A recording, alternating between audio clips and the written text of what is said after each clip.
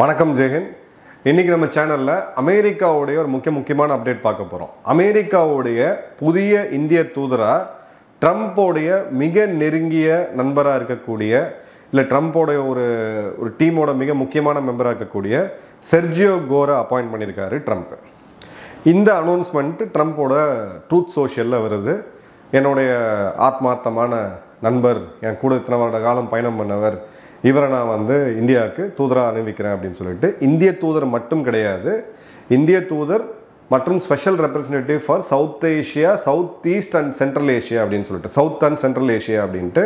அப்போது பாகிஸ்தான், ஆப்கானிஸ்தான் அப்படியே நீங்கள் சென்ட்ரல் ஏஷியன் நாடுகள் எல்லாத்தையுமே எடுத்துக்கலாம். இதுக்கும் இவர் தான் இன்சார்ஜாக இருக்க போகிறாருன்ட்டு. மிக முக்கியமான சர்ப்ரைஸ் என்னென்னா, செர்ஜியோ கோர் தாஷ்கண்ட் நகரம் உஸ்பெகிஸ்தான் நாட்டில் பிறந்து பிறகு அவங்க அமெரிக்காவுக்கு படிக்க வராரு. படிக்க வரும்போது காலேஜில் ஆக்டிவாக ரைட் விங் பாலிடிக்ஸில் ஈடுபட்ட பிறகு ட்ரம்ப்போட அறிமுகம் கிடைக்கிது. அவரோட ஹிஸ்ட்ரி நம்ம ஃபுல்லாக பார்ப்போம். இந்த விஷயம் என்னென்னா, அமெரிக்காவை பொறுத்த வரைக்கும் அமெரிக்காவுடைய பெஸ்ட்டு, அதாவது அவங்களுடைய ரொம்ப முக்கிய டேலண்டடான ஆட்கள் எங்கே வருவாங்க அப்படின்னா, ஃபஸ்ட்டு சைனா, ரெண்டாவது யூரோப், மூணாவது இந்தியா. இந்த மூன்று நாடுகள் அவங்களுக்கு ரொம்ப ரொம்ப முக்கியம். நான்காவதாக பார்த்தீங்கன்னா சவுதி அரேபியா, ஐந்தாவதாக கத்தார், ஆறாவது ஜப்பான். இந்த நாடுகள் இருக்கக்கூடியவங்க தான் அதிபர்கிட்ட நேரடியாக பேசுவாங்க. இந்த நாடுகள் தான் ரொம்ப ரொம்ப முக்கியமான நாடுகள் அமெரிக்காவை பொறுத்தவரை. ரொம்ப எக்ஸ்பீரியன்ஸ்டான சவுத் ஏஷியா பாலிட்டிக்ஸை நல்லா தெரிஞ்சவங்க, இந்தியாவுடைய வரலாற்றை நல்லா தெரிஞ்சவங்க தான் இந்த இடத்துல போடுவாங்க. இந்த இடத்துல செர்ஜியோ கோருக்கு இந்தியா அப்படின்றது கண்டிப்பாக அவர் இது வரைக்கும் பார்த்துட்டு கூட மாற்ற வாய்ப்பே கிடையாது. வெறும் 38 வயது, ஜஸ்ட் 38 இயர்ஸ். அவர் அதுக்கு முன்னாடி பார்த்தீங்க அப்படின்னா கல்யாணத்தில் டிஜேவாக பார்ட் டைமாக ஒர்க் பண்ணிக்கிட்டு இருந்தார். ஃபண்ட்ஸ் ஆர்கனைஸ் பண்ணுறது, ஈவெண்ட் ஆர்கனைஸ் பண்ணுறது, பேசிக்கலாக ஒரு ஈவெண்ட் மேனேஜர்.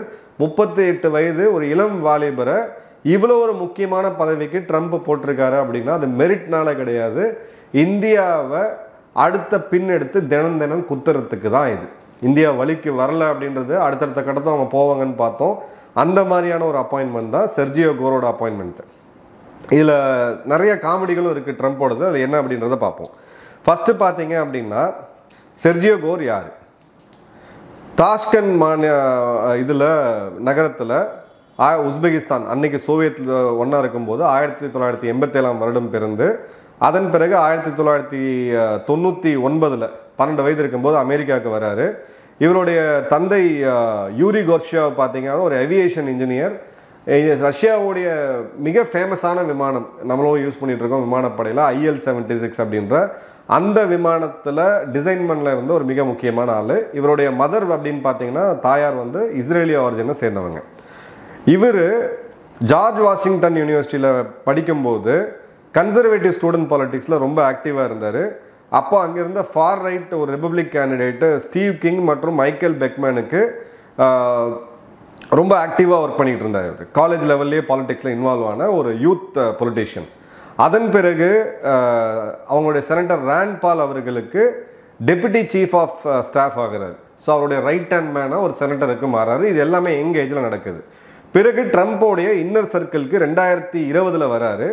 20 வந்த பிறகு ட்ரம்ப்புக்கு நேரடியாக ஒரு செல்ல பிள்ளையாக மாறி director of White House presidential personnel office, ட்ரம்ப்போடைய பர்சனல் ஆஃபீஸுக்கு தலைமை அதிகாரியாக இப்போ அவர் இருந்துகிட்டு இருக்கிறார். ட்ரம்ப்போடைய பர்சனல் ஆஃபீஸுக்கு தலைமை அதிகாரி அப்படின்ற போது கிட்டத்தட்ட ஒரு நாளைக்கு ஒரு 5 to 10 மணி நேரம் நீங்கள் ட்ரம்ப்போடவே ஸ்பெண்ட் பண்ணுவீங்க. அப்போ எந்த அளவுக்கு ட்ரம்ப்புக்கு நம்பிக்கை பெற்ற ஒரு ஆளாக செர்ஜியோ கோர் இருக்காரு அப்படின்றத பாருங்கள். அதன் பிறகு பார்த்தீங்க அப்படின்னா பிரசிடென்ஷியல் ஆஃபீஸுக்கு வந்த பிறகு பிரசிடென்ஷியல் பர்சனல் ஆஃபீஸுக்கு இப்போது அந்த அதிபர் மாளிகையில் ட்ரம்ப்புக்கு ஆதரவான ஆட்கள்லாம் அவங்க செட் பண்ணுவாங்க. ஜென்ரலாக ஒரு கவர்மெண்ட் மாறும்போது பார்த்தீங்கன்னா நம்ம ஊரில் IAS அதிகாரிகள் மாறுவாங்க, IPS அதிகாரிகள் மாறுவாங்க, இந்த துறை வாரியம் எல்லாம் மாறி அவங்களுக்கு லாயலாக இருக்கக்கூடிய ஆட்கள் வருவாங்க. அதே மாதிரி தான் இங்கே கடந்த ஒரு 6 மாதங்களில் மட்டும் ட்ரம்ப்புக்கு நம்பர் லாயலாக இருந்த 4000 பேரை அரசு அலுவலகத்தில் இப்போ இவர் பணியமர்த்திருக்காரு. இது செர்ஜியோ கோரோடைய ஒரு மிகப்பெரிய அச்சீவ்மெண்ட்டாக ட்ரம்ப்பே சொல்கிறாரு. ஸோ பர்சனல் கனெக்ஷன் இல்லாமல் இருக்காது. ட்ரம்ப் ஒரு புத்தகம் எழுதியிருக்காரு, 2 புத்தகம் எழுதியிருக்காரு. ட்ரம்ப் புத்தகத்தில் என்ன எழுதியிருக்கான்றதை பார்க்கணும். பட் ட்ரம்ப்போடைய பப்ளிஷிங் பிஸ்னஸ் இவரும் டொனால்ட் ட்ரம்ப் ஜூனியர், ட்ரம்ப்போடைய மகனும் சேர்ந்து பண்ணாங்க. அதன் பிறகு ட்ரம்ப் பதவியில் இல்லாத காலம் 2020லேருந்து 24 ட்ரம்ப் பண்ண புக்கெல்லாம் பார்த்தீங்கன்னா ரொம்ப பாப்புலராக அதை உருவாக்கி அதில் கோடிக்கணக்கான ரூபாயை வருமானம் ஈட்டினதில் செர்ஜியோ கோருக்கு ஒரு மிக முக்கியமான பங்கு உண்டு. ஸோ ஃபேமிலிக்கும் க்ளோஸு, ட்ரம்ப்புக்கும் க்ளோஸு, ஒரு ஃபார் ரைட் பொலிட்டிஷியன், மாகா டீமோடைய மிக முக்கியமான ஒரு நபர். வெறும் 38 வயது தான். இப்போது ட்ரம்ப்புக்கு செர்ஜியோ கோர் எங்கே ரொம்ப முக்கியமாக வராரு அப்படின்னு பார்த்தீங்கன்னா, ட்ரம்ப்போடைய ஒரு காலத்தில் ரைட் ஹேண்டாக பார்க்கப்பட்டு ட்ரம்ப்பால் அதிகமாக புகழப்பட்ட நபர் அப்படின்னு பார்த்தீங்கன்னா Elon Musk. Elon Musk Sergio கோரை பற்றி என்ன சொன்னாருன்னா, ஒரு 5 மாதம் முன்னாடி Sergio core is a snake அப்படின்னு சொன்னார். செர்ஜியோ கோர் ஒரு பாம்பு அப்படின்ட்டு. ஏன்னா எலான் மஸ்கோடைய ஆதிக்கத்தை கம்மி பண்ணி ட்ரம்ப்போடைய பர்சனல் ஸ்பேஸ்லேருந்து எலான் மஸ்கை வெளியில் தூக்கி போட்ட ஒரு மிக முக்கியமான நபர் செர்ஜியோ கோர் தான். அதோட ஹிஸ்ட்ரி நம்ம பார்ப்போம்.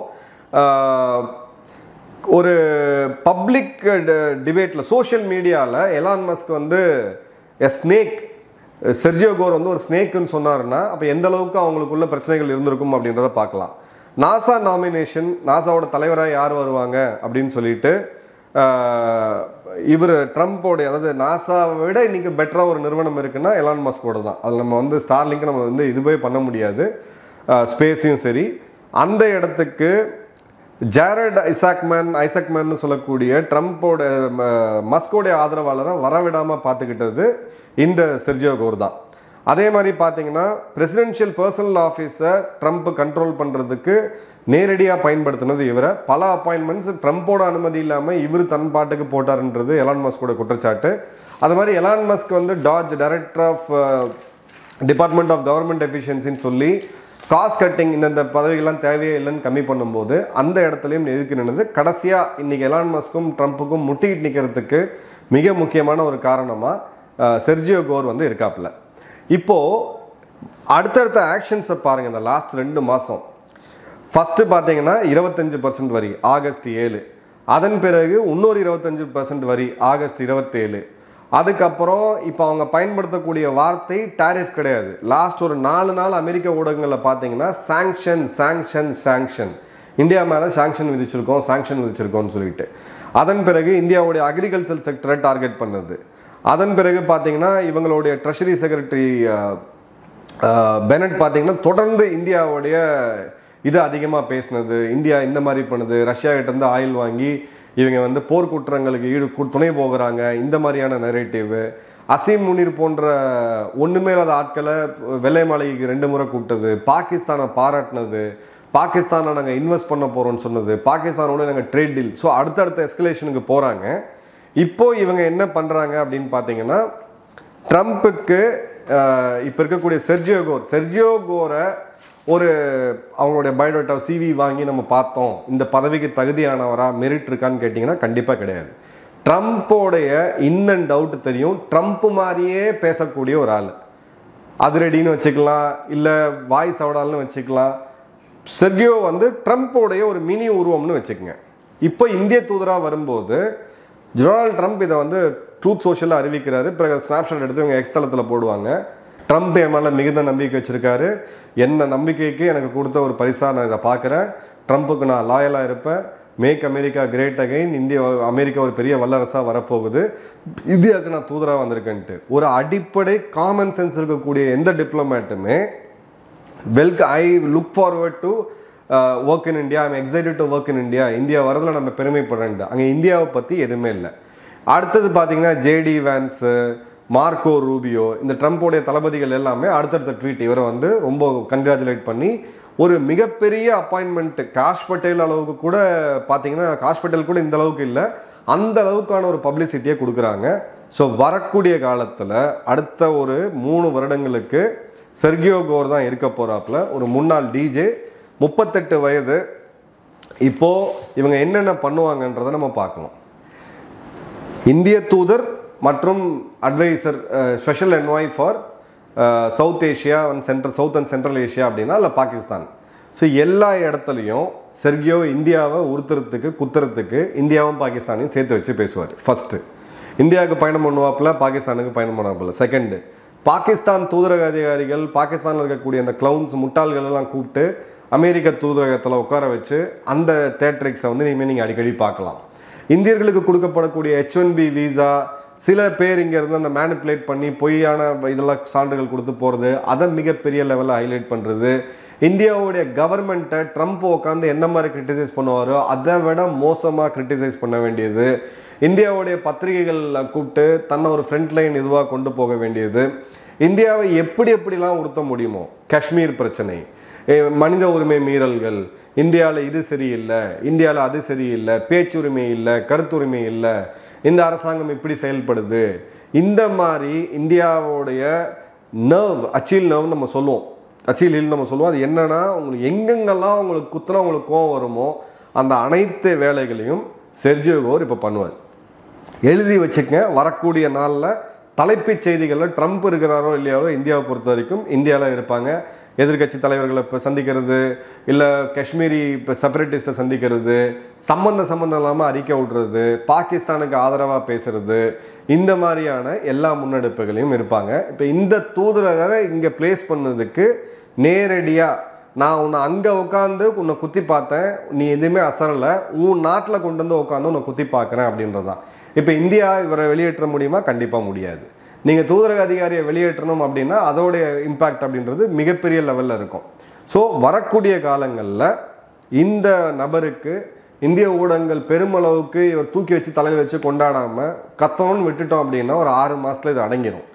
இல்லை இதை நம்ம தலைப்புச் செய்தியை எடுத்து வச்சு டிபேட் பண்ணுறோம் அப்படின்னா 38 வயது, ஏஷியாவில் பாலிட்டிக்ஸ் என்ன, இந்தியாவுடைய பரப்பளவு என்ன, இந்தியாவில் எத்தனை ஸ்டேட்ஸ் இருக்குன்னு கூட ஒரு அளவுக்கு நாலேஜ் இல்லாத ஒருத்தர், ஒரு அனுபவமே இல்லாத ஒருத்தர் இவ்வளோ பெரிய பதவிக்கு வரார் அப்படின்னா சோல் ரீசன் இந்தியாவை பணிய வைக்கணும்.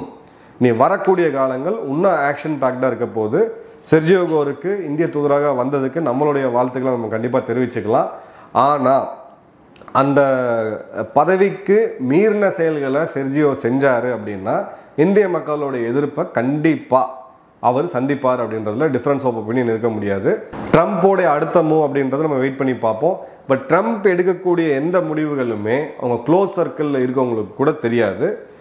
இனி அமெரிக்க தூதரகம் அப்படின்றது ஒரு ஆக்ஷன் பேக்டாக எல்லா மொத்த மீடியாவும் கொண்டு போய் கேமராவில் வைக்கக்கூடிய நிகழ்வை வந்து நம்ம பார்ப்போம். இதை நம்ம எப்படி ஹேண்டில் பண்ணுறோம் அப்படின்றது நம்ம வந்து வெயிட் பண்ணி பார்க்கலாம். நன்றி, வணக்கம், ஜெய்ஹிந்த்.